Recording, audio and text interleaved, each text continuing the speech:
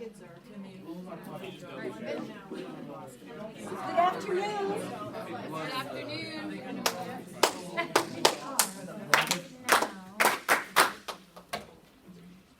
I think I'm smiling because there's so many of you here, and this means that we have this many volunteers plus that are serving in children's ministry. It's actually unprecedented to have this many.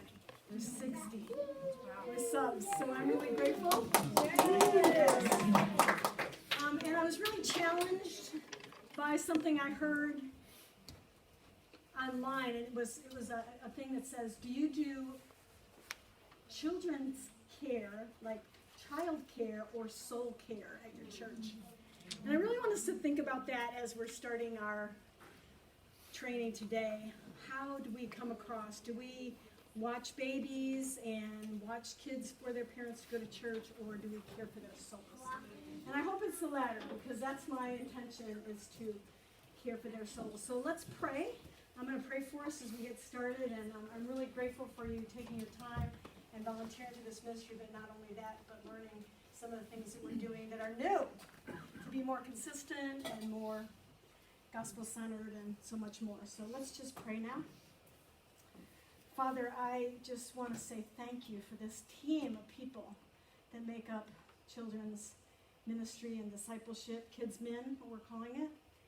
And I pray for them as they lead their children, Father, that they would have ears to hear them as they speak and share things with them, that they'll have hearts to love them more, that they'll have hands to reach out and hug them when they need that. And Father, that we'll be the people that you want us to be in this place, in this generation. Father, this is a time when kids accept Christ between 1 and probably 12 years old. And so, Father, we just want to be the ones that have a part in their future as your children and your followers.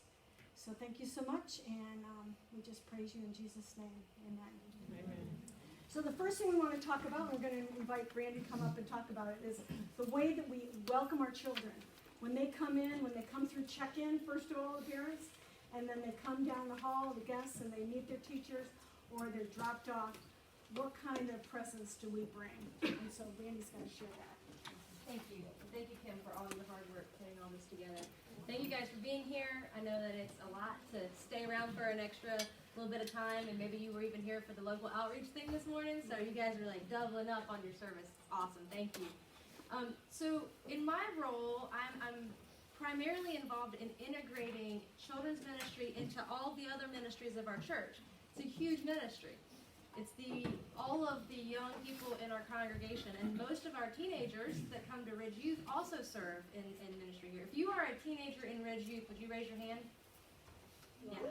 So about half this room. That's amazing. You guys are faithful servants. And so I'm excited to have you all together.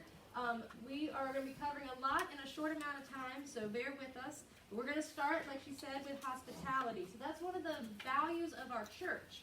It's one of the things that we cover on every aspect, whether it's the greeters who see you when you first walk in on Sunday morning and hand you a bulletin, or how the sanctuary is laid out, or how we welcome you during the service. These are all parts of the hospitality that we have as a church, and children's ministry has some unique opportunities in that. So I wanted to start with the question, it's already up there. What are some ways to show hospitality and welcome parents and children well? These can be things we're already doing and things that maybe we should think about for the future. So just throw them out here at me. I'm going to write them on the board and try to spell things right. Smile. Smile. Use their names. Names, yes. Can we get you a darker marker? Maybe, yeah. What else? Introduce yourself. That's good. Do you want to try a darker one? Or? Yes. Should I try to do that one? Yourself. And you've got your name tag, which is awesome. That's another way, especially for parents, to know who's got their kiddo. Make sure you get your name tag. Yes, definitely having your name tag on, that's good. And the correct name on the name tag. I've seen a lot of Kevin McAllisters. Not going to point fingers, but you know who you are. And I think they're under 18. What else, guys? You can be thinking even in terms of the space or the way that people are greeted into the room, not just when they first sign in, but even how they come into the room. Any other ideas? I think how you have the names on the hooks, like under the hooks for the little ones, for their stuff. They know where to go, where to put the stuff. And I would add to that, having the names on the sheets, the attendance sheets, is always helpful because it's like, oh, this is one of ours. You feel like you belong because your name is on that list. So I'm just going to put that under names. Double check on the names. Also, one of our people, I think it was Janice, that said, standing out in the hall. Because if you're inside, it's not like you have an open door policy, is it? You're kind of like busy with your lesson or whatever. But if you're standing there in the door, I am so delighted to see you. I'm glad you're here. Welcome. Ashley, Yeah, and it makes a big difference, especially for nervous kids. Yeah. Right? Or nervous parents, because we got both. I've been both. That it's like you walk in, especially visitors. They're coming in. I remember even when we were on sabbatical a year and a half ago, we would visit different churches, and Zach was still young enough to be in children's ministry, and I was like, I'm not putting him in some church where I don't know anybody. It's scary. So I know that it's intimidating walking into a place, and you guys do a great job of making people feel comfortable. Thank you for keeping that in mind. Like, what would it feel like to be a first-time visitor here, a first-time child coming in? How can I make them feel comfortable? Thankfully, you serve regularly enough that you get to know the students, the children that are in your group, which is awesome. Any other ideas? Even like the layout of the room and the colorful paintings on the walls and stuff looking nice and neat. That looks nice. It makes a big difference. Introducing them to another child, if there's another person there. Introducing. I think it begins too at Peers. check-in, Yep. if we can make contact, with, especially children. Check-in is definitely a pain. Yeah, a lot of times our computers get wonky. We're Yeah, always trying to keep those on. Thankfully, we've got a few techie folks that help out, like Eli and some of the others. And we're adding some tech help that Yeah. will be consistent. But yes, and if you are ever in a situation where somebody's struggling with that, you can always grab the check-in person or Kim, and they will help you. Because sometimes kids will come to the classroom like, I don't know I was supposed to check in. So just removing any kind of shame or like embarrassment that we can, if that happens, if somebody does something out of the norm, then we can just help them get right on the right track from there.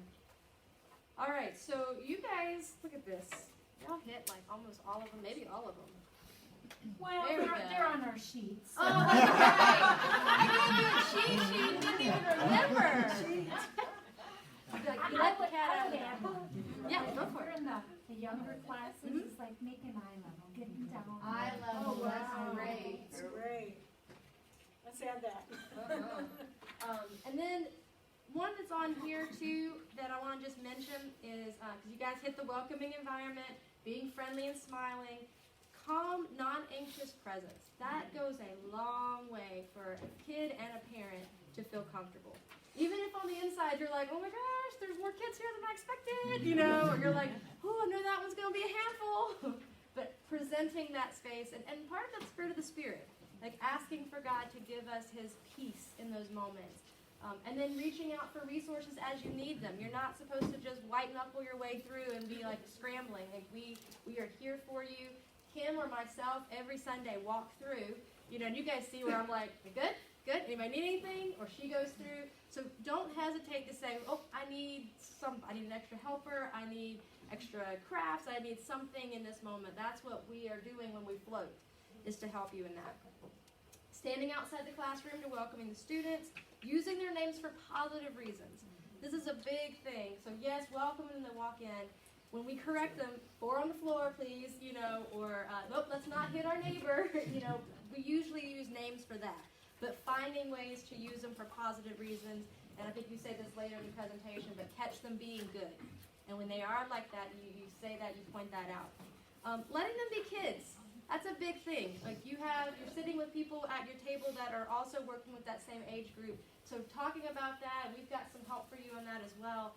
But realizing that what a toddler is capable of, what a 4th grader is capable of, and letting them have the movement that they need in their bodies to feel comfortable in that space. Not to be disrespectful or disruptive, but they've also been sitting in the sanctuary, maybe sitting in the floor playing with things, maybe they're drawing, maybe they're goofing off, but they were in that sanctuary for 25 minutes before you get them.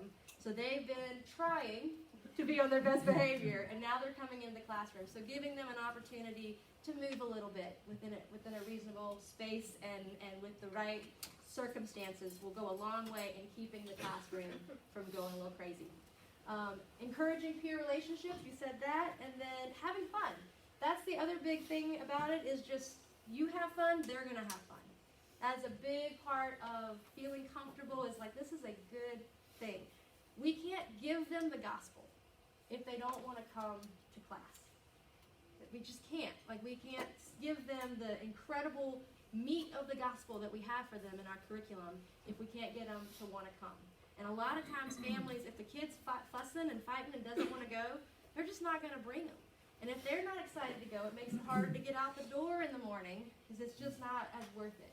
So we really want to serve our whole church, those families, the adults, the older siblings, the younger siblings, everybody together because it takes a lot to get to church on a Sunday morning, and the enemy would love nothing more than to shut that down and give us reasons to not do it. And so any way that we can make it enticing for the kids to want to come. We're not trying to be slick. We're not trying to sell them something. We just want them to want to be there. And a lot of that is all of these hospitality things that we're talking about to help them feel at home. Does that make sense? Mm-hmm. Yep. Awesome. All right. So that was the big part on there. I'm going to follow my little list here. We've got some great pictures. Those are great. You might see yourself in some of these. Okay, a couple of things I'm going to cover still kind of under this hospitality and check-in is the check-in protocol, what to do if somebody wants to be in the wrong classroom. So here's the thing about our classrooms. They are not willy-nilly. We have to follow very specific ratios to be safe. And we are already stretching those as much as we can. So when we when we have those ratios of this is the age group that can be in this class and this is the age group that can be in that class, there's a very big reason behind it. It's not like, something that's willy-nilly. So when somebody has that request, this is really helpful for the check-in folks, but also sometimes parents come to the teacher and they ask you directly, and you're like, I don't know, what do I do with this situation? So we wanted to give you just a little bit of insight there. Number one, if it is a first-time visitor, and the ratio that the class is not overloaded, then the answer is going to be yes. But you check with Kim first, because she knows whether that class is overloaded or not. Especially as we get in, because a lot of times this happens towards the end. Parents come in, just in general, parents come in late, right, and they're checking in. So we already have an idea of who all's in the classrooms and who we expect. We have a list of every child that comes regularly to GBR and those that come occasionally. So when we are setting these ratios and putting those age ranges, it's because we know who could show up. So that's where it's really key to touch base with Kim. And when she's actually out of the classroom, because you've all shown up on your time, which is amazing, she's able to actually do those kinds of things and float. You can also ask me if she's in a classroom and you can't catch her, and I will help navigate that as well. But the big thing is first-time visitors, if we can at all accommodate it, we will. If it is not a first-time visitor, it's just somebody who feels like their child is, too advanced to be in this one or isn't quite here, it's always okay to drop them down. Again, double-checking the ratios, but not moving them up because parents are very biased. I know this is shocking, but parents are like, oh, my child's very developmentally ready for this, and we're like, they're not potty trained yet. There's certain qualifications that have to be met to move them into these ranges. So I think the important thing to do for you guys and for you guys is to feel confident in saying, our policy is this, and I will check with Kim and see if we can make an exception. And then talk to Kim, not in front of the family. That is super important because that was oh my gosh, nobody wants to be put on the spot like that. So just say, let me check and see what our ratios are for today. Use the ratios because that is the science of what we're doing. And when I say our ratios are as lenient as they can possibly be, I want you to know they are. We've done the research, we've compared with national averages, state averages, other churches. We are stretching it as it is. but we're still safe. We're still confident that we can provide for those kids, keep them safe, and keep them entertained and connected to what we're doing. And so please trust us in that, but feel free to ask. You can always ask, but be prepared to be told, ooh, that class is maxed out. And so as we're adjusting the ratios in the coming weeks, because we're at the stage now where we have to do that, we'll let you know what those ratios are, and we'll know, we can fit 2 extra in the preschool class, or we can fit 2 extra in the 4th and 5th grade, and we can adjust there. Does that make sense? You want to add anything to that? No, I was just going to continue. I think, isn't there some more? Yeah, just the last couple things on here that are still with hospitality. Okay. If the teacher cannot stand outside the classroom to welcome the kids, then the assistant can. So some of you are adult assistants. If you're serving and there's 2 of you and 2 adults in the classroom, one of you needs to be like the primary and one of you needs to be the assistant. It doesn't mean anything demeaning. It just means there's different roles that somebody has to have the clipboard. And if you're a student, then you're always in the assistant role. So if the teacher can't stand outside and welcome them, then the assistant should. Keep that clipboard with you at all times. Because that is when you go to the playground, when you come back from the bathroom, you have the whole class together, you have the clipboard, and you're checking them off, making sure they're all together. Check the name tags. Yep. The clipboards are extremely outdated right now. Yeah, we're in the process of getting them updated, and that's part of the thing. We've had a huge influx of new families, which is something totally to give God glory for. But you're right, we need to update them, and we're in the process of getting those. That's part of that ratio thing that we've been working on, is making sure that we know who's going to go into which class. So thank you for pointing that out. Can I just clarify, do the parents sign the kids out? Yes, so we've done it a couple different ways, and it can get a little tricky. We want to be very safe, and with all the new faces and all the moving parts, it's really important that we do that. So, assistants, y'all are in charge of sign out. We want you to stand outside the classroom. In fact, Trisha, would you grab the form that says protocol for assistants? Would you make sure everybody gets one of those? This protocol is helpful for you to have, definitely if you're an assistant, and if you're an adult who sometimes serves as an assistant in a classroom. We'd like you to look at that too. And I think we may not have enough for everybody, but definitely anybody who's serving as an assistant. And we'll send you any documents from today that you want after the talk today. It walks you through exactly what to do with your assistant, right? So stand outside with the clipboard, check the tags. The parent should have a tag for their child, and you match the tag number to what's on the clipboard. You see the name and you check it off. Kids, right? Like the majority of the kids in the class, as an assistant, you're in there regularly. You know who those parents are going to. It's okay for you to see them, initial, and move on. But if you have visitors or anybody that you are not 100% confident that that kid goes with that parent because you've seen it happen 6 times, then you need to have that tag to check it. And always give it back to the parent because they may have to pick up kids in multiple places. Does that make sense? Any questions about that? This is a little bit earlier. So in the rooms with the baby gate, usually we stay behind it. Would you like one of us to be on the outside? Yes, No. at sign out, that would be great because what happens is you get these big groupings of parents all at the same time. And what's nice is if you have an assistant checking people out, then the teacher's kind of moving them to the door, parents up and out. So it kind of becomes more like an assembly line moving. Yeah, and then when they're signing in, would you still like somebody out? Yes. Of the baby so, yep.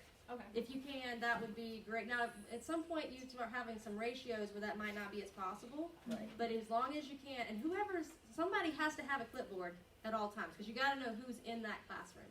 So even if you have to stand inside, you can do that. But we prefer for you to be outside just because you can facilitate that handoff a little bit easier. One other thing is we just purchased some monitors, which are going to go outside the baby and the infant room, which means parents can drop off and the door can shut, and then they can stand and look at the monitor to see how their little one is doing versus standing right in the doorway watching and setting everybody off. So you got to keep that door open, that little black flap that closes the thing. That has to stay open for security reasons. But now parents will hopefully start using this little monitor and not clustering right by the door, setting everybody off, which will make things a little bit easier too. So can siblings get other children? Because that Not unless they have, it would have to be, is it a teenager if they have I don't on usually file? let them, but. Okay, so no, Yeah. so no, So people sign up that are grandparents or, Yeah. you know, or maybe they're adult teenagers, you know, like maybe 18 or whatever, but not the Right. young. Like Okay. if an 11-year-old and comes by, and I know they have 5 and 6 kids, some of them, yeah, but it's just better if we release them to adults. okay, so there you go. That's Needs what to we've be an always done. adult. Now, we might change that someday, but at this point, I think that makes the most sense to follow our procedure and our protocol on and that. a lot of times you have people that are, you know, they're working staff kids, and the staff kids are first to say, let me go, because my dad's in the tech booth, or my dad's, you know, worshiping, or my dad's, you know, here and there, the other. And I'm not picking on one particular, Jack you know, kids are the worst. but I'm saying, they're the best, I love them all, but, you know, they might tell you they can go ahead and go, and it's better if they wait. Because usually the mother isn't working, or, you know, maybe the father, depends. And we can send out a reminder Yeah. to families through our group thing that we do, and just remind folks in our next email that goes out to just say, remember that you need to have your tag, and that you need to have an adult sign you out. Now again, I'm not worried about the tags as much for the regulars, but absolutely every time for the children, Yes. for the Yeah. guests. All right, that All is my entire section, and I have a pen without a lid. Oh, it's over here somewhere. Okay, all right.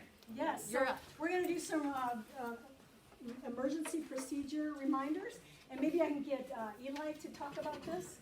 But on everybody, if you could stand up and go by the door. When there's an intruder in the building, you know, you see a lot of guys that are walking around from the security team that are actually, with walkie-talkies, and they would let us know if there was an intruder in the building. And if there was, then you're gonna shut that door. You're gonna put down the stopper, and you're gonna close the flap. And what that says is that, see, even when he tries the handle, he cannot open that door easily.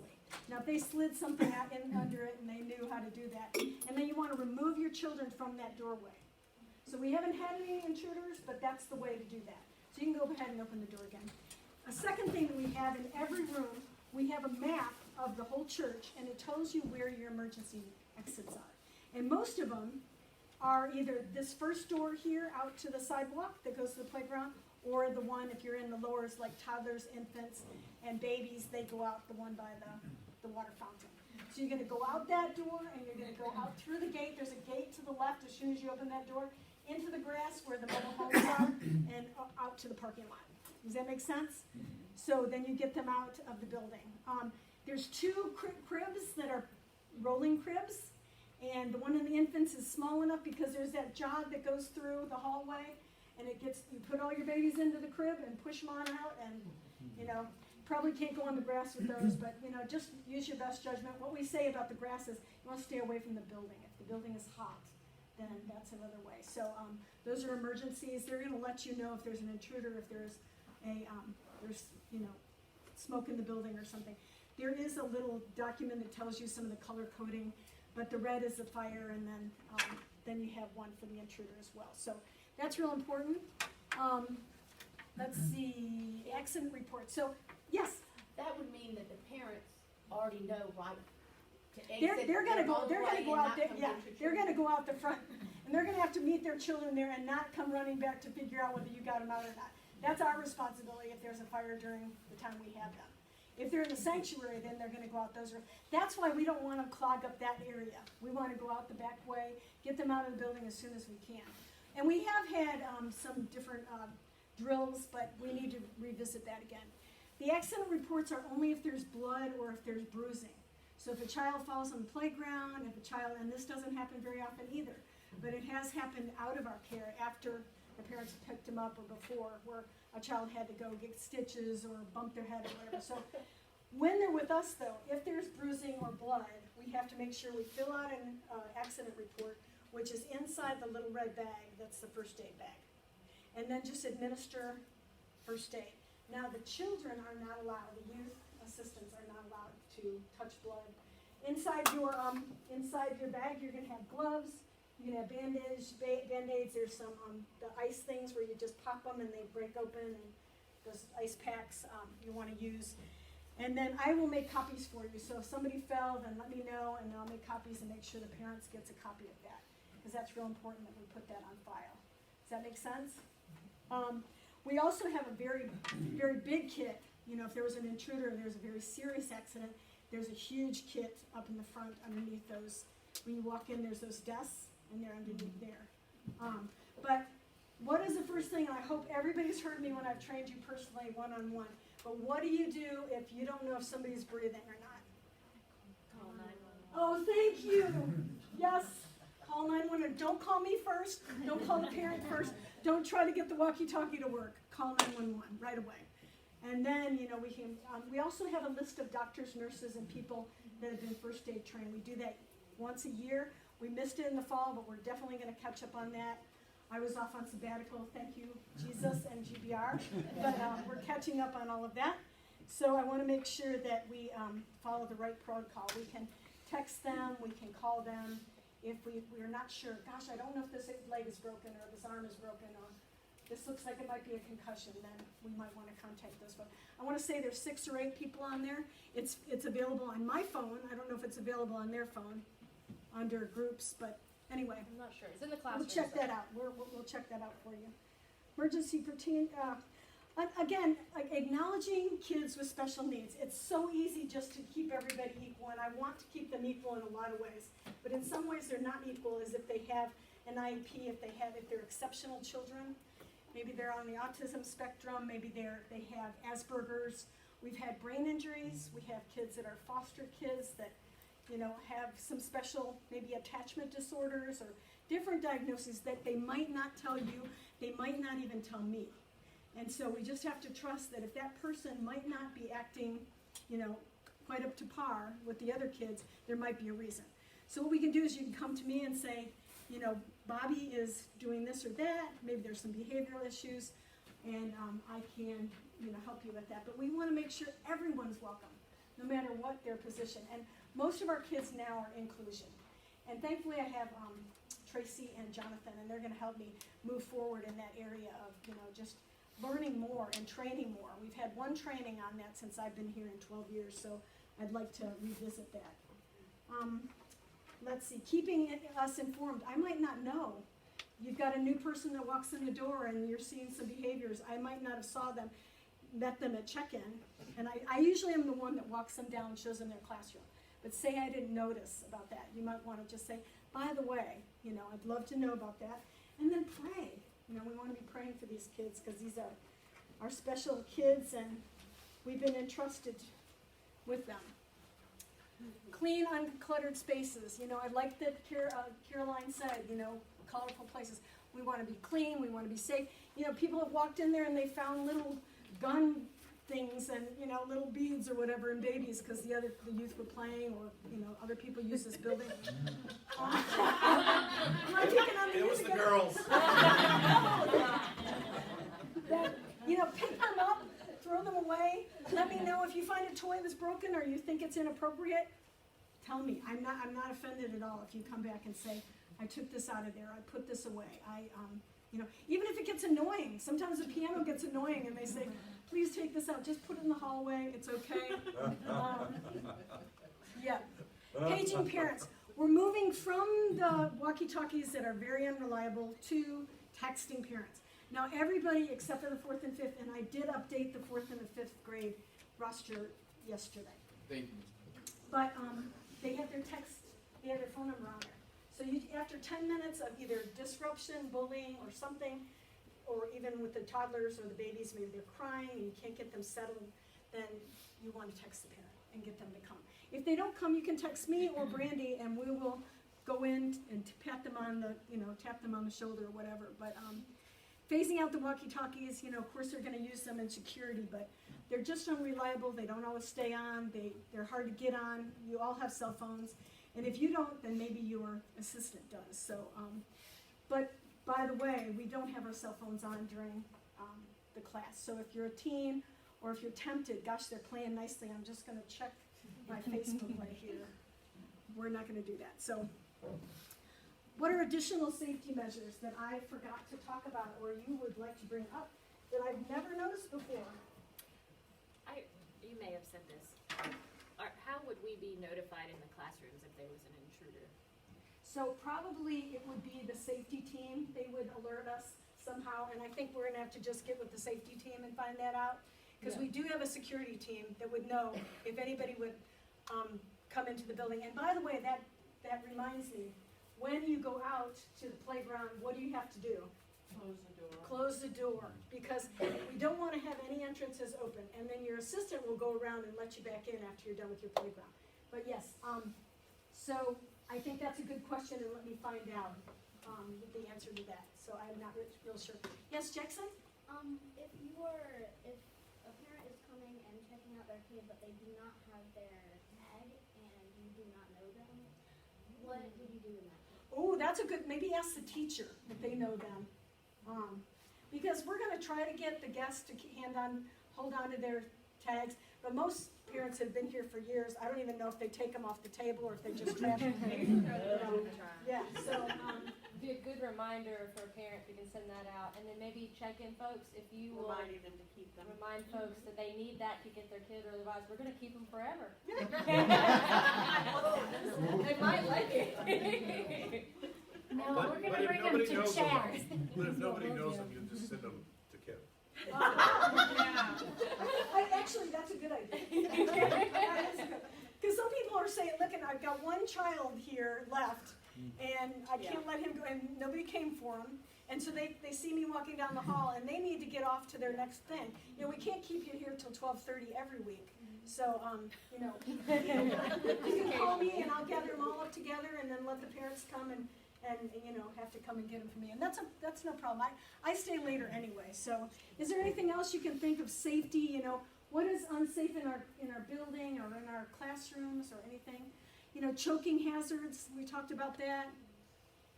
If you think about it, we can talk about it later. Are there bathroom rules about how many people can go to the bathroom? Ooh, I like that. Okay, so bathroom rules, and we can revisit this, but first of all, are teens allowed to go in the bathroom with the kids? No. No. And parents, the women, the men can't either. The women can go in with a toddler or preschooler that's having trouble with their tights or, you know, can't manage or whatever. That's fine. But really, we'd like to just stay outside the door and let the kids do what they need to do, wash their hands. I usually turn off the hot water in the toddler's room. Thank you, Debbie. That was a great reminder. There's a little stool there, so they're pretty self-sufficient by, you know, 3 or 4 to be able to do the potty. I do not let groups go to the potty from second, you know, all the way to 5th and all that, because what they'll do is they'll get a big gang together and head to the bathroom while you're teaching. Ooh, this is the time when I can get away. And we'll come back to the games. So I just let them go one by one, and the assistant needs to keep the clipboard and say, okay, Johnny left, Johnny's back. Johnny isn't back, maybe knock on the door, or where did he go? You can walk down the hall and watch to see if they've come out, but yeah, so text them after 10 minutes. We talked about that, right? So Kim, on the kindergarten to 1st grade, after they're in the playground, I take the whole class. I love that. But We did that at BBS, and it's no problem. But I stand at the door of the boys with the door open and just have them go, because if not, then the paper towels got pulled all over the room. So I just am vigilant there. We're all, how many are parents of boys? Yeah, we know this. We understand. Yeah, the other thing is there's adult men that are in there too, and so I prefer them almost to go to the kitchen unless you know there's nobody in there. That's a little bit hard, you know, to send them in, and so you want to make sure that. And I did that at VBS. I love it. We'd line them up, and I go, okay, what's the catechism question? You know, who is God? You know, and this kind of thing, where I go over the memory verse and do some actions with it, because we did. Have I not commanded you, be strong and courageous, do not be terrified. So I have all these, you know, things that I do with them. So they stand in line, they do that, and then the other kids come out. They don't have to go to the bathroom, so they wait for the others. So that's totally fine. Yes? Do we have to bring all the ages to the bathroom, or just the smaller ones? Yes, so it's in the kindergarten room down. Go have somebody watch them. So Yeah. first- So second through 5th do not have to have a guardian. Okay. No, at all. You don't have to go down the hall or anything. You just need to keep track that they left. So gospel focus, I don't know if anybody remembers the values, but the 3 values that I feel are important that really work really well with GBR's values as well is being gospel focused, being safe, and being relational. And gospel focused being, I mean, we can get entertainment on the TV, on our phones, at a park, at a game. But this is the place that they're going to come and hear the gospel. And Sally Jones, like Jones says, it's you know, the place where they can find out that they're loved and accepted. And so I love that because this is the place, the silver thread and the gold thread that goes through the Bible. We need to bring them to that. Whether we're in Jonah or whether we're in Zacchaeus, there's a gospel thread. And every lesson, and teachers can vouch for this, but when you go in there, it says, point them to Jesus. There's a square that says, here's where it talks about the gospel. Here's where it talks about Jesus. In the ones now, these are New Growth Press, but they point to the gospel, so that's easy. Prayer, you know, sometimes you have to lead them in prayer. Maybe they want to talk about their dog, or it's usually dogs and grandparents, but you know, you could figure a way, you know, like be strategic and lead them in prayer. The memory verse, I had a lady that I heard her testimony years ago now, I've never forgotten it, and she said that she was in a prisoner of war during World War II, and she had the word in her heart. And because it was in her heart, then she had company there in prison, you know, and so that's important. Catechism question, instead of doing separate catechism in 4th and 5th, we're you know, embedding it into every lesson, into every grade level. So you're doing a catechism. Is it 9 or 10? I think, I'm trying to remember, but it's somewhere around there. We're on number 9 or 10, and I'll let you know. And the memory verse and your gospel-focused lesson is online with your when you agree to Planning Center, there's a link. Has everybody been able to access those links? No? Sometimes. Okay. So we'll have to, you know, I can do it one by one with you, but the catechism question, the memory verse, and each of those lessons will be on there about 6 weeks ahead of time. So you could click, I accept or I decline, and then click on your lesson and be able to go through that early. Discussion questions. I think it's really important to do questioning with kids. You know, get them to come up with questions. Even if we don't pull out all the questions of the lesson, but get them to ask questions.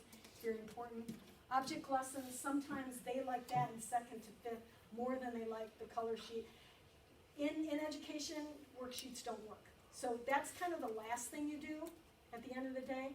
I'd rather you find something in there where you can get them to do a craft, get them to do an object lesson, get them to do something that's tangible. Even if you watch them, one that Brandy did was something about sin, and she mixed this and that, and it was really fun for them. It was like a science experience, but it was great. So, so how do you include movement with some of these things? Can somebody give me some ideas of movement with? How do you include movement? Like I used to do brain gym with the kids. Can I take this off, Brandy, or do you need it? Nope, it's good. Brain gym, you get them to stand up at the beginning, put your thumbs up, thumbs down, cross your hands. You know, they talk about learning by crossing the hemispheres and all that. So, you know, I mean, a couple of you are teachers. Are there ways where we can get them just to shake their sillies out and wiggle their waggles away? That was another one we had, shake your sillies out in kindergarten. And so, can you think of ways you can get some movement? Could they change their seats during the time, or nobody knows? I have them do wall sits and recite their memory verse. Wall sits. Memory verse. With Oh, yeah, the one where you go like this and you have to bend down and you have to stay there like that. Oh, I love that. Yeah. Anybody else? I've seen this grade do Charlotte or Danelle, do you think? I mean, what do you guys do? Well, it's actions to songs. Okay. Or to the verses. Actions. Some of them. Yeah. And I have some of them. I've looked up some to that verse. Well, with the younger ones, I'll have them. I have a little thing I do. Okay, you feel the spirit moving, and you realize I got to move. Okay, so I say stand up, touch your head, touch your ground, touch your chin, touch your toes, touch your shoulder, touch your nose, touch your elbows, touch your knees, turn around and sit down, please. And they're ready. They're so tired. That's enough action. Yeah. Okay. I also use a bean bag. Beanbag. Toss, ask a question or a memory verse or whatever. A beach ball is another way to do that. You can write them on there with a Sharpie, because how much is a beach ball? I'll buy you one. But then you pass it to them, and especially ones that can read. But, yeah, so. Turn to your neighbor. them reciting things back to you, having them engage with each other. Yeah, we call it turn and talk when I was in guided reading. I really like that. That's a great way. I like how Danelda does the acting out of the story, reenacting. Right. We have costumes. Vicki Bailey probably has sewed 25 costumes. And they're in every size. So you can get your assistants. You saw them at Christmas? They were wonderful. They looked beautiful. They did a great job. And that was somebody else's idea to go in and, to go in the foyer. It wasn't my idea. I was saying stand outside your classroom. But that was a great idea to have them go into the foyer. There might be situations where you have some kids that have trouble sitting, and you might be able to create an opportunity where they can stand instead of sit. Right. I don't think I know we want kids to like follow directions, but sometimes we have to look at some of those individual differences and say, well, if this kid can learn better standing, then I'll let them stand. And even coloring or writing while you're talking, even though for some kids that may seem like they're not listening, that may be what helps them engage. Sure. And some kids may need a little fidget in their hand. And you can explain to them the difference between using that as a toy and using it as like paying attention. You can hold this in your hand, and if your eyes are still up at me and you're still looking at me and listening, then you can keep holding this in your hand. And that can really help some of our little guys and girls stay And focused. sometimes in school they have bouncy balls that some of them are sitting on a bouncy ball during class instead of a chair. And Play-Doh works. I was in a Play-Doh? Play-Doh, yes. I was in assisting another church, and there was one kid in the same age group, kindergarten, first grade, that he was literally off the walls, everywhere, And finally, we figured out all he had to do is put Play-Doh in his hand. That was it. He was an angel. He needed that There's tactical. going to be other kids that say, well, why don't I get Play-Doh? And just say, don't worry about it. right, yes. Yes. So-and-so needs the Play-Doh. Right. And most kids will defer to your authority in that situation. Because not all kids are linear learners.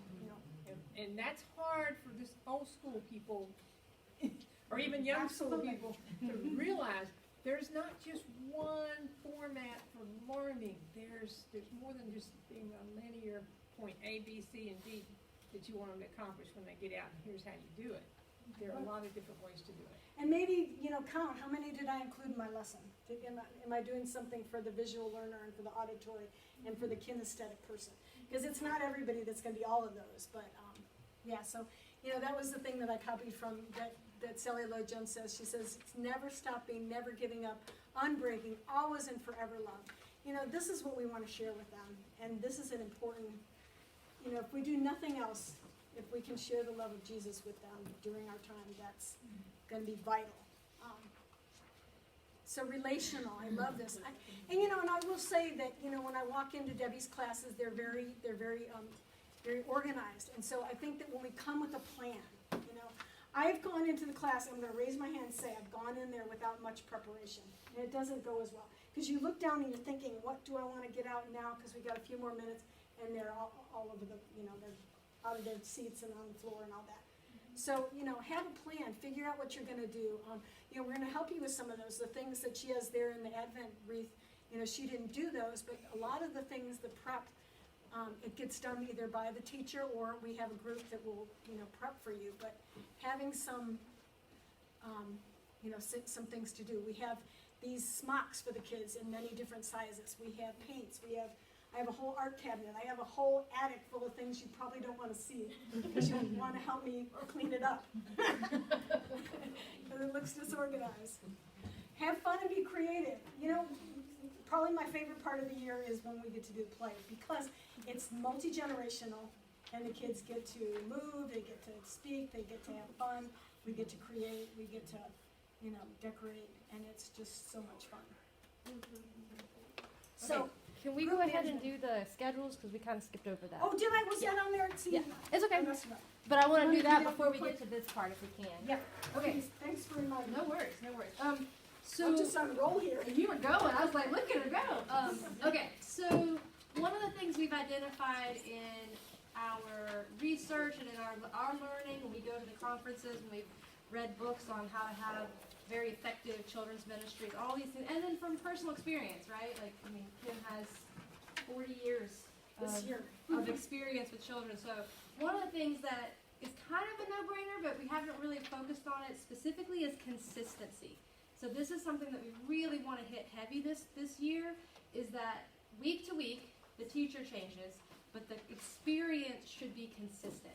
Now you're going to bring your own specific personality and the way you do certain things to the equation, but we want each teaching team to take a minute, and I know you have teachers and assistants in your groups, and I want you to look at the schedule that we have for your class.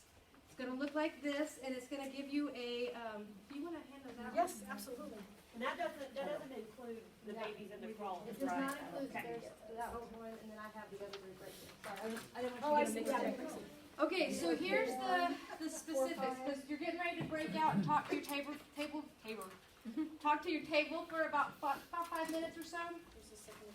This is what's in your classroom now. This is what Kim has sent out to you before, so there's nothing new here.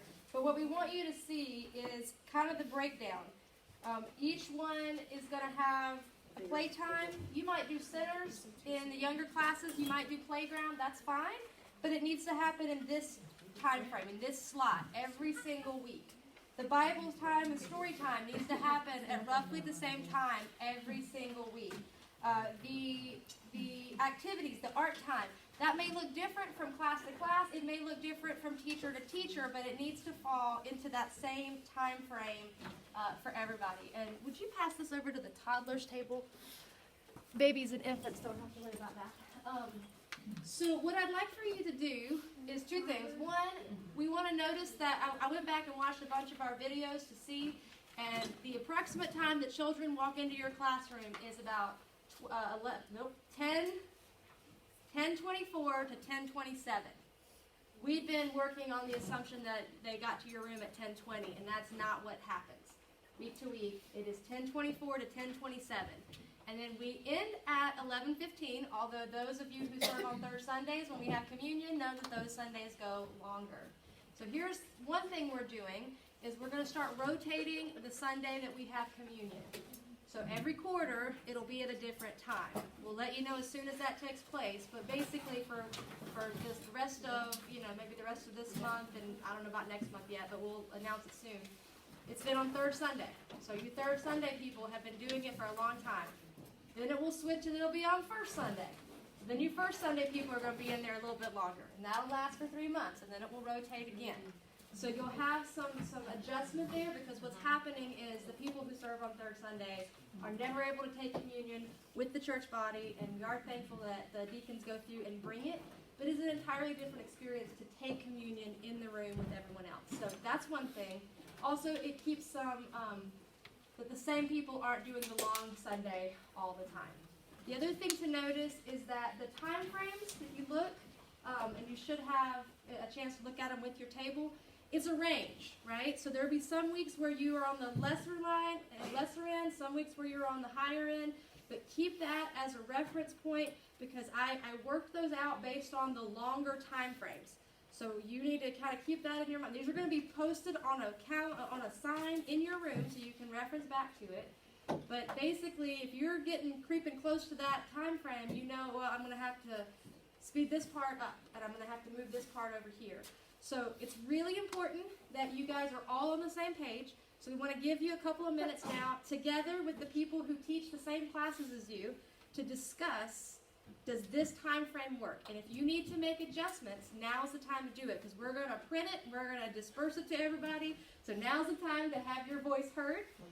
And you'll see that there's places where we've added the ability to do a couple different things within that slot. You can use your creativity on that, but that's the time frame we want to work with them.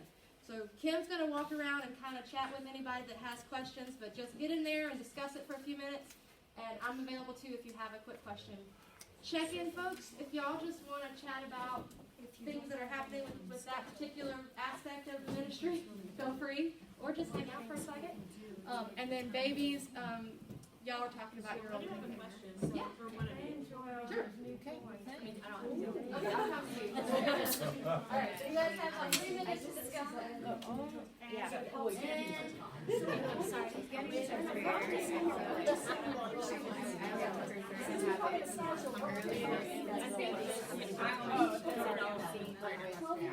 we'll have a little introductory activity, and we're being back and something, but then we have prayer.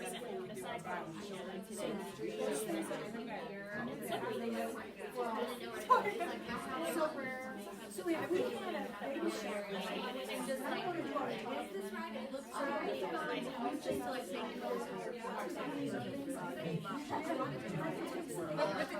That's okay.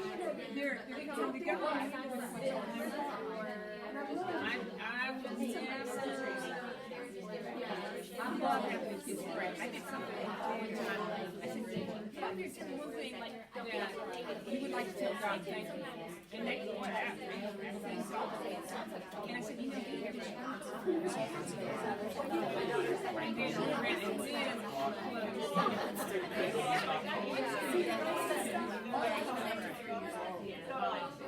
he was visible.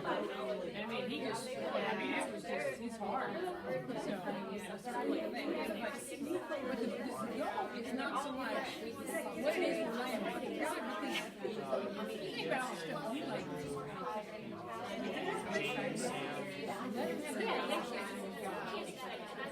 Like now, because each one of us in the state we could, let me just get past the morning, get the kids to school. Let me just get out of bed. I'm in trouble with that.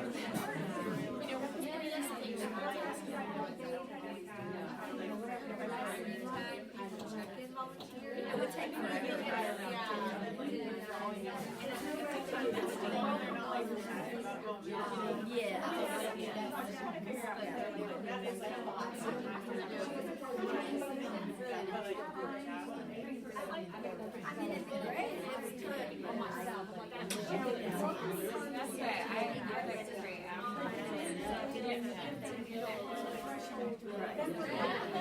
But then I'm still kind of I'm also rest, you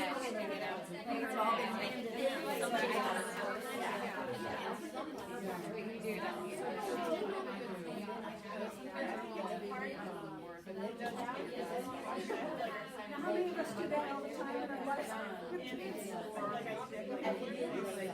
Like, I know since the younger aren't supposed to be babysitting. So yeah.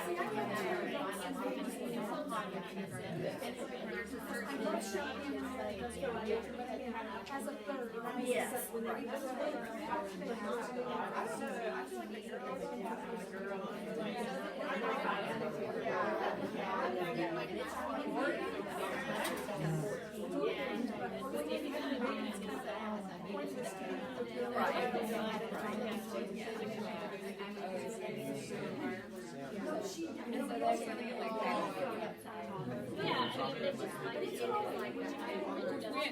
Outside time lately, like Sunday,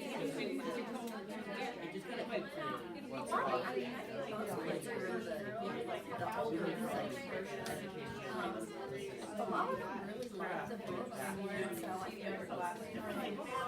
feel I mean, you don't demand that everybody comes to it. Like, it doesn't matter.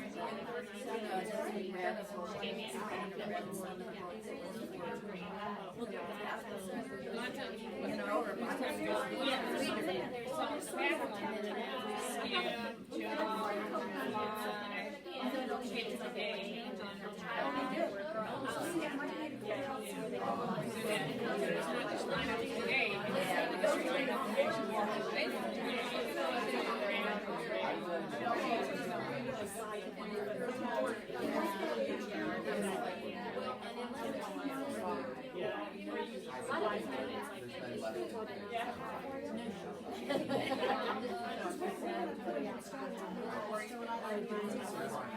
That means like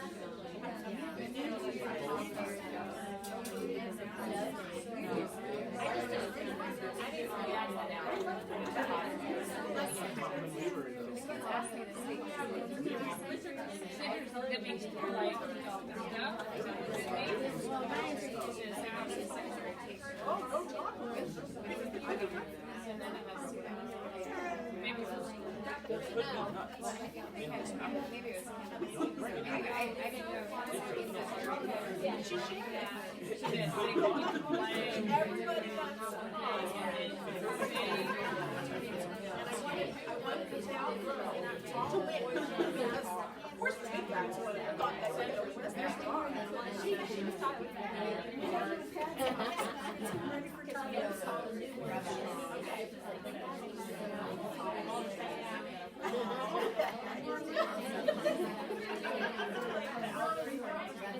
Yeah, I'm assuming that's what it is. Yeah.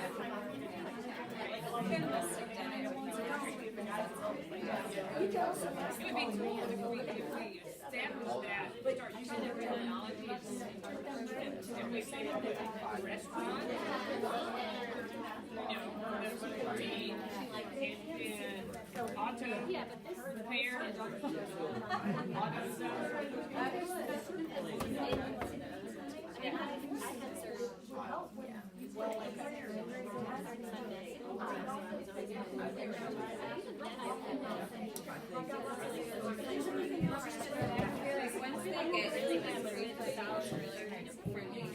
Going back there.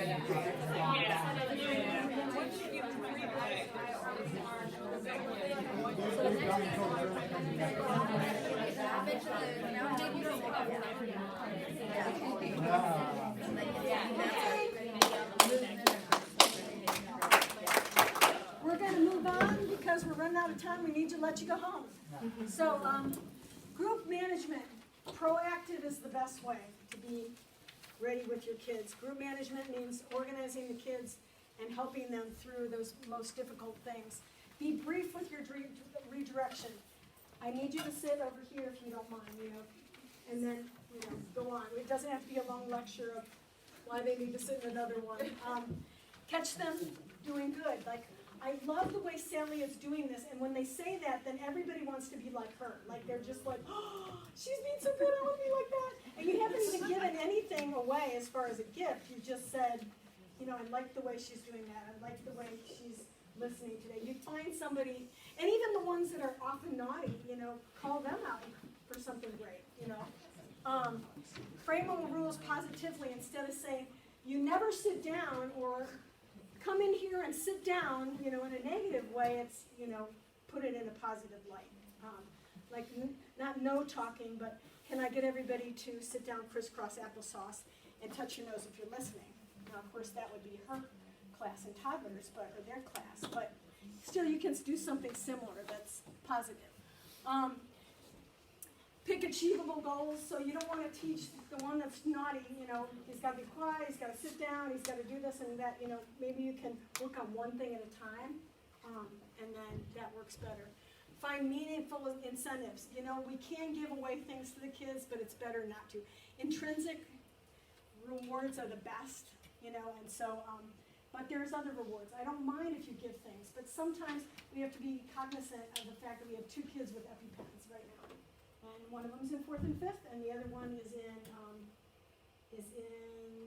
toddlers. Yeah, toddlers. He's moved to toddlers. So we have 2 kids that, if they had food in the classroom. So if you're going to give something, maybe ask me, and then I know those parents, and they would be able to tell me, yes, they can have that.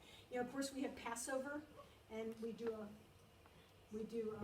Passover meal with kids in the older grades, and so we do have food. But it's not all the time, and food isn't probably the best incentive, but maybe we're going to go out, after this is done, we're going to go out and play a game, or who knows what.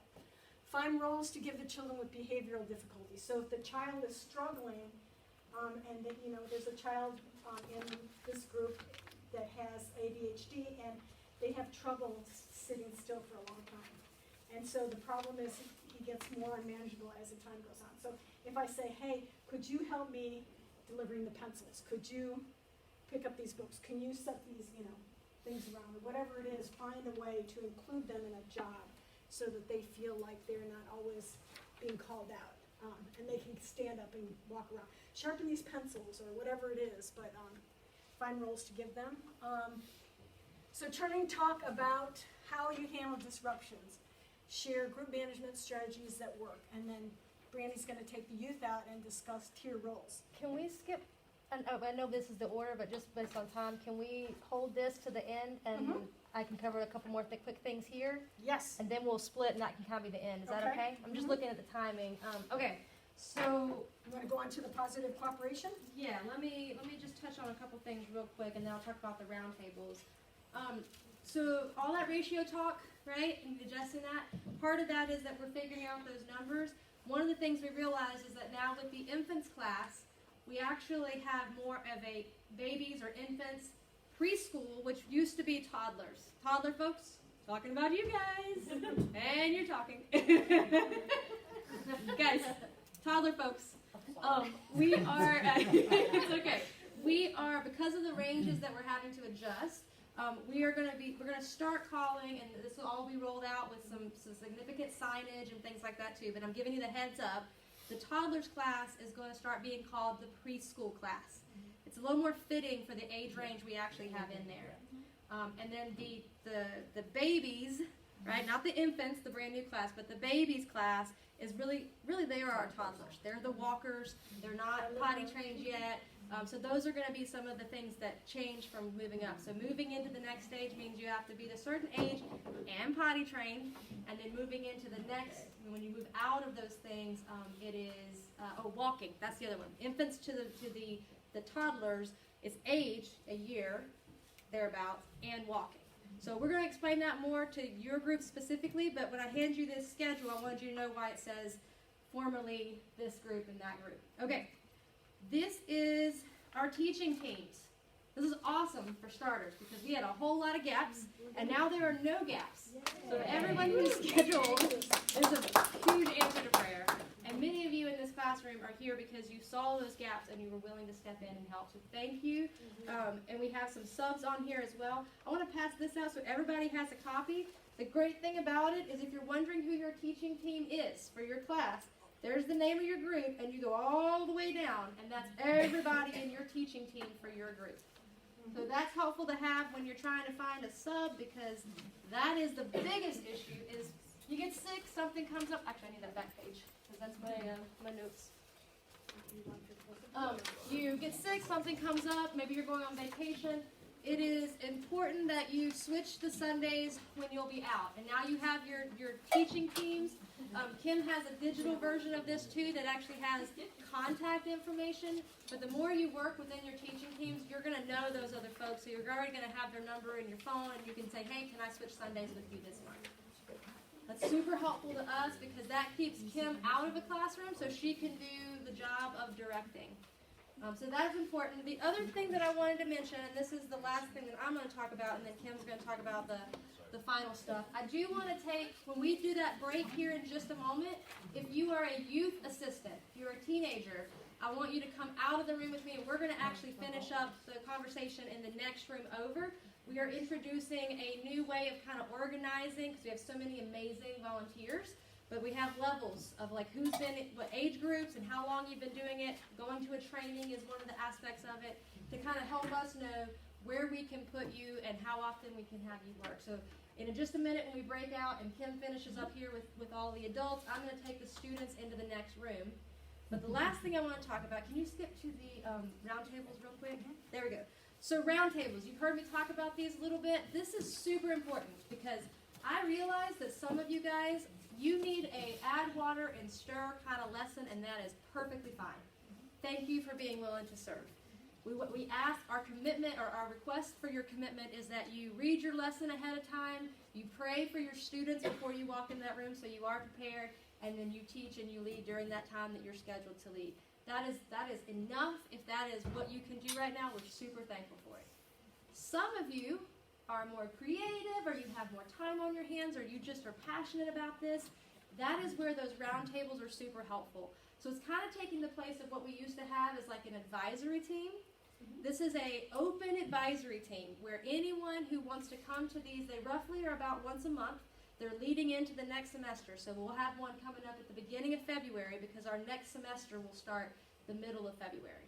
So about 2 weeks prior to kicking off the next semester, we meet together, we spend about an hour, we look at the lessons that are planned for the upcoming semester, and we talk about crafts, ideas, collaboration, ways we can add extra things to it, like the costumed little plays that were happening around Advent. That was a product of a roundtable conversation.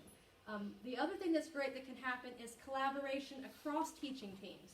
You know, Miss Debbie is a fantastic example of someone who has great ideas and she comes up with things, and before she was kind of just kept in that toddler's group, right? So the folks in all the other teams had no idea the awesome stuff she was doing. But if we have these roundtables and then I send out an email recap about those, like what we discussed, then the K1 team might do the same craft. And she's already done the prep on it to say, here's how you do it. And we're working together. We're helping each other.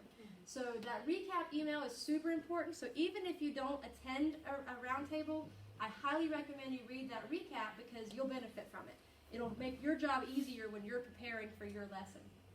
If you can attend a roundtable, we love your voice. It's also a place where we address issues like that are known issues. Like you mentioned, we might have behavior issues or specific things that are helpful for other members of the team to know. That's a great time for that to happen. So we would love to have the students come to that too, because you guys are boots on the ground. You are in there with the kids too. You serve those kids as well, and so inviting you into that conversation is great as well. So just want to explain what a roundtable is and like why we do it. Love to have you do it. You don't have to do it, but any of you who, especially if you have ideas and you're that kind of person that wants to have more of an involvement in the shaping and the direction of children's ministry here, that's the place that we want to have you so you can share those ideas because that's where we're listening. We are very open to that kind of conversation. All right. I think that's everything. Is there anything on the last stuff that you want the youth in here, or can we go in there? All right. So I'm going to go ahead and make my exit with the teenagers. And to the adults, thank you so much for serving. Kim's going to finish you out with a couple more things just for the adults. We love you and appreciate you. And Oliver's going to wake up. I was not sleeping. Yep. So that, because these people just started.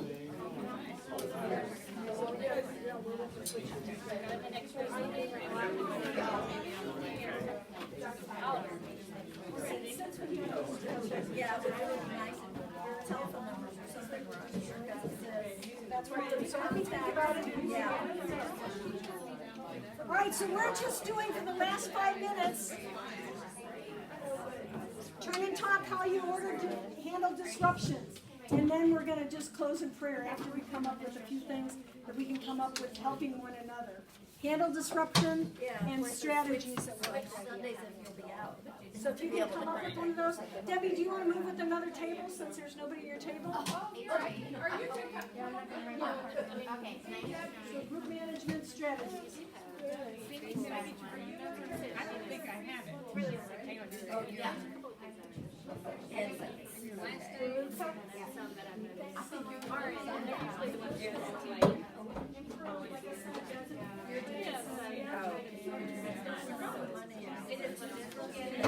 but drawing, but to six, but this one is there, like, wait, you know what I mean?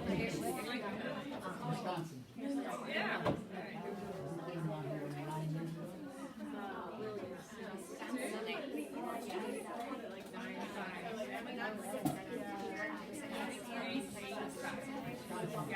Yeah, I still have so, we got to get on North Carolina. New Jersey. Okay. I'm thinking I got you. I'm in the top of so Yeah, but it's we're acting it out.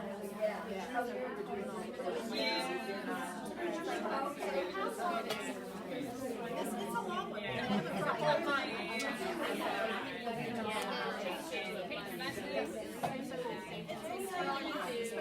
got the action. Pray for my daughter, she's had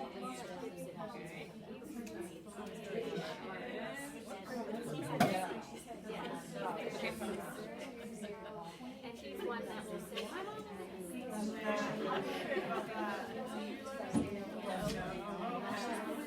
it drives her crazy. I tried brother trying to Okay, we good? All right, great.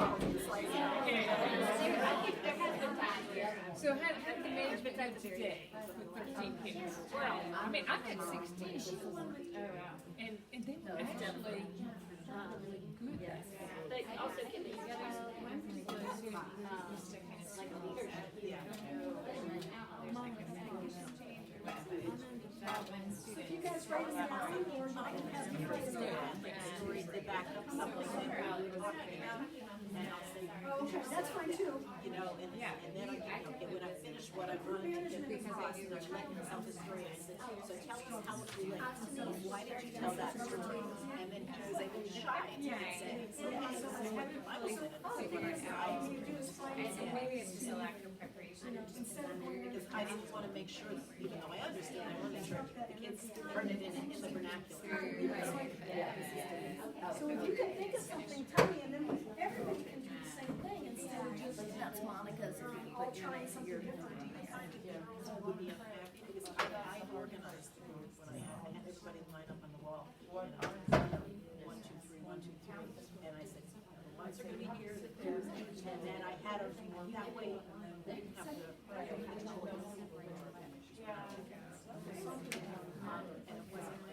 Okay, is there anybody that's willing to share yet? Or are you still coming up with ideas? I guess group management in front of babies isn't important.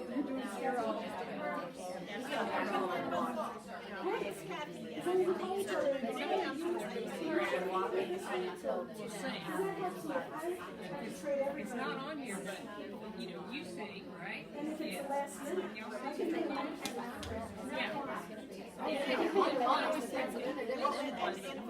The same way, it's not going to work. You know, Because you it's do gonna the say, oh, oh,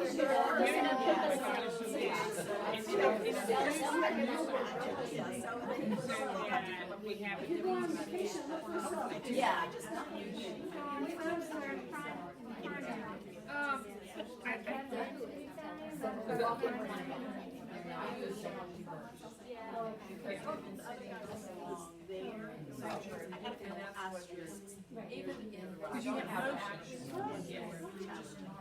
So I'm assuming that these something fairly new, except for the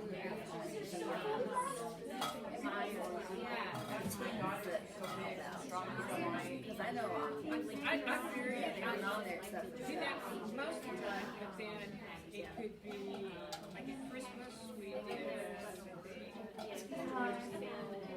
one, but with the top. they could sing. So it just depends on the lesson and the season.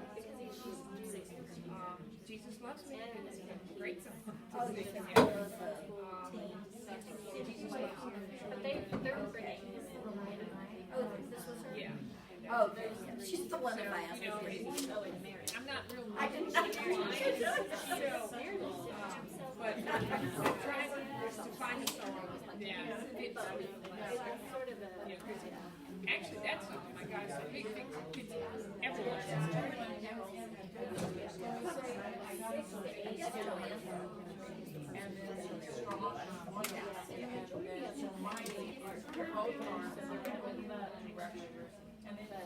Okay.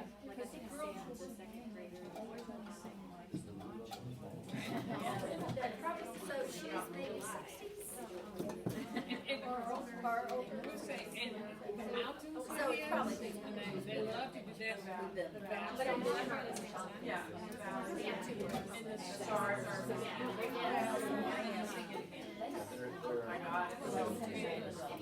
I don't know. That's right.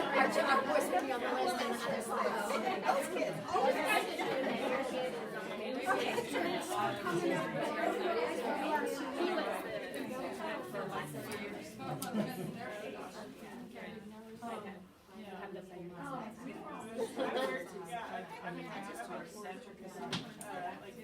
A Bible teacher? Story.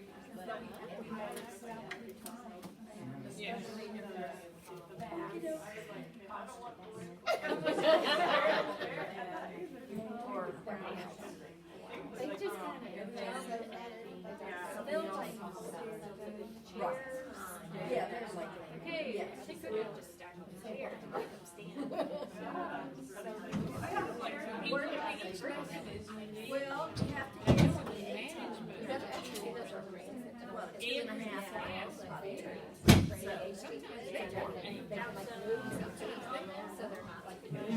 So we'll see. By the time it's But to be 2.5, we'll be prepared part for of it it. to go either way. And so having those creative thoughts, those creative management ideas on the top of my head, so that when the kid has had a happy, whenever